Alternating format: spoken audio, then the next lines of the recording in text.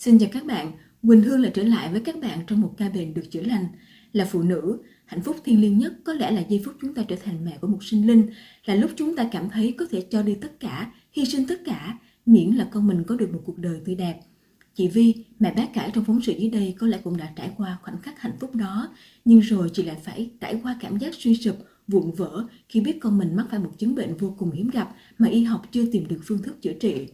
Một chứng bệnh không chỉ gây đau đớn, khiến cuộc sống của cô bé trở nên vô cùng chật vật, hao tốn rất nhiều tiền của trong một thời gian dài đằng đẵng để đổi lại một cơ thể bị nhiễm độc bởi chính những liều thuốc mà em đã phải kiên cường chấp nhận sử dụng với hy vọng mong manh duy trì được cuộc sống trong lúc chờ y học tìm ra cách chữa trị.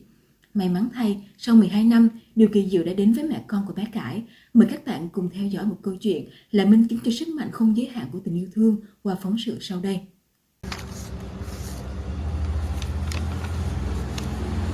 Là mỗi tháng em phải đi làm một cái xét nghiệm về lắng máu, về công thức này kia, chị phải gửi cho bác sĩ ở Sài Gòn là họ điều chỉnh thuốc cho mình đó.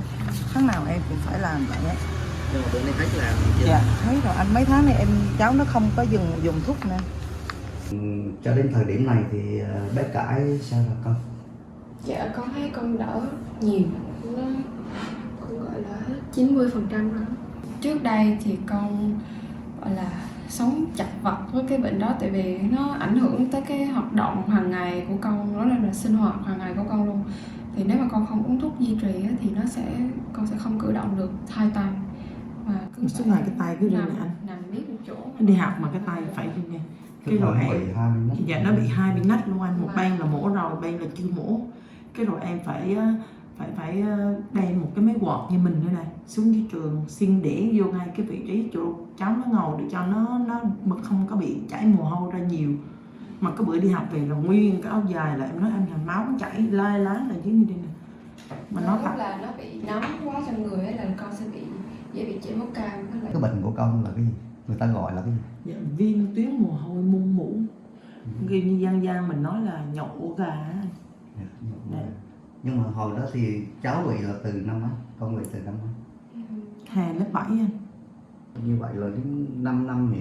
Dạ, tới năm. Uống bao nhiêu là thuốc? Tốn bao nhiêu tiền của mẹ? Số tiền khá là nhiều Mẹ khổ lắm anh. mà chưa kể tới cái chuyện là con phải đi khám định kỳ rồi xét nghiệm định kỳ rồi nữa, nó cũng tốn một số tiền không phải là nhỏ nào. Nói chung là nó cũng là một cái sự khó khăn ấy, tại vì con phải đi ra đi vô Sài Gòn mà nó còn phải gọi là chật vật trong việc đi học với đi thi của con nữa. Nhưng mà hồi đó bác sĩ người ta nói rằng là cái như có thể chữa được không? Dạ, bác sĩ lúc đầu ấy thì mấy bác ở trong Sài Gòn nói là bệnh này cũng giống như ung thư. Cái là lúc đó mẹ con cũng đã thấy bị sốc rồi, là đã sững rồi. Nhưng mà con thì con nghĩ là thôi cái gì tới thì nó tới. Cái sau đó rồi cái khi mà chuyển qua một bác sĩ khác nữa thì cô mới bảo là cái này dường như là không chữa được, tại vì chưa có tìm ra phương pháp theo y học.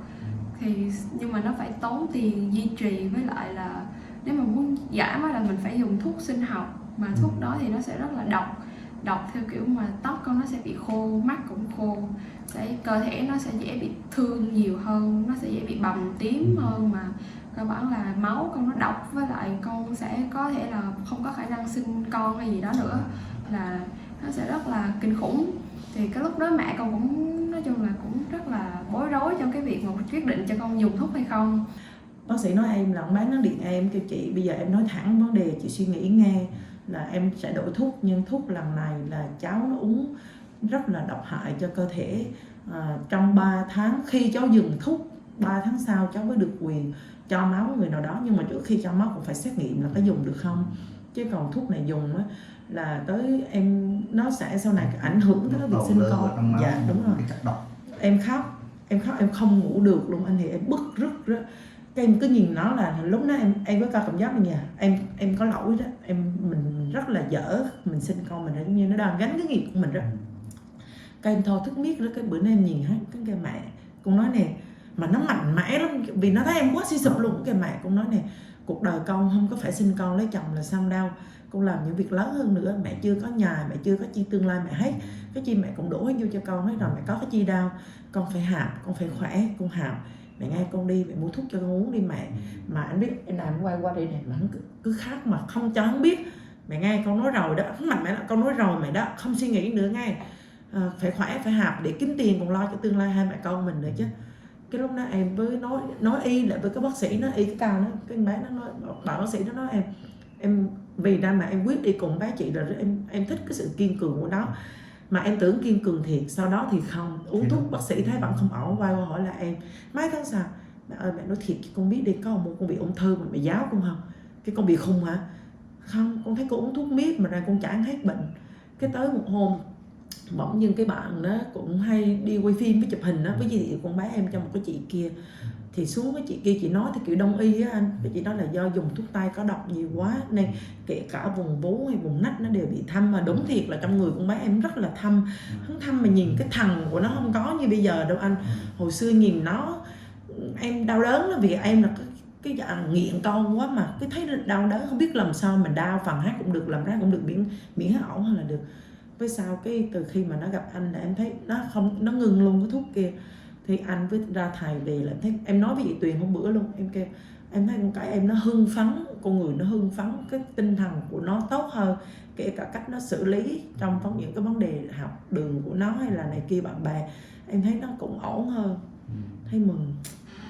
Nhưng hồi đó thì kiểu như là khi mà chú với cô Thu quyết định chữa bệnh cho con thì con có tin rằng kiểu như là con có đạt được lòng tin không, hay là Không. nó Thật ra là con không tin, ban đầu Không tin, nó là người nói với em không tin.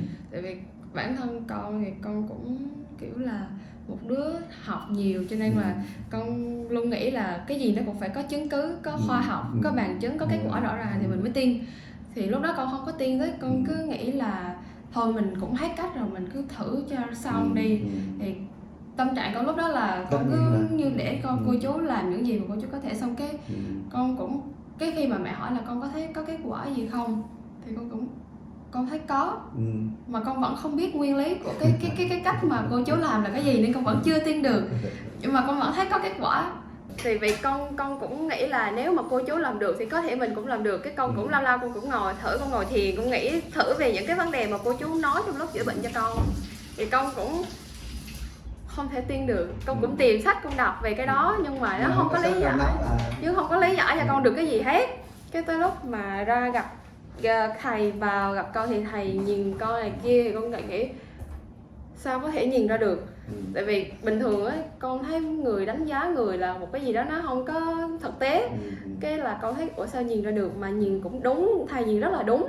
Cái khi mà con ra thầy con thấy mọi người chữa bệnh theo cái cách ở ngoài thầy rồi thầy này kia, cái con lại thêm một chút niềm tin nữa.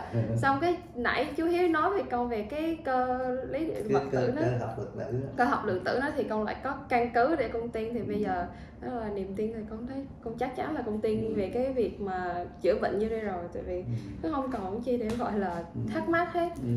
Nó không có gì huyền bí. Nó đi ra thầy mày nó nói em đi, nó nói thiệt nha, kể thiệt nha. Mẹ con ra nó con hạn chế nói lắm, hỏi ra trước. Tại vì con không muốn để mọi người biết là con đang tìm hiểu về phương pháp chữa bệnh. Nhưng mà cái mà làm cho con cảm động và ghi nhớ là cái vật vã của thầy á mẹ, theo từng bệnh nhân, cái tâm của thầy đạt theo mọi người. Tự nhiên con thấy thương lắm. Cái lúc nó lại em thấy cảm xúc gần khác rồi. Con không biết là có còn đạt được người thầy nữa không, thì con thấy thầy yếu rồi đó mẹ. Thầy vì thầy lo chữa bệnh cho mọi người quá mà thầy quên mất mình luôn.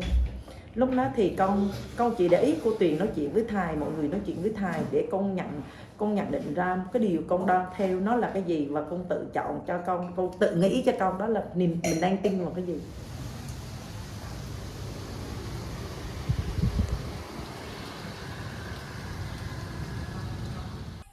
Các bạn vừa xem xong đoạn phóng sự của Mẹ Con Em Cãi, cô gái không may mắc phải một trong ca bệnh hiếm trên thế giới.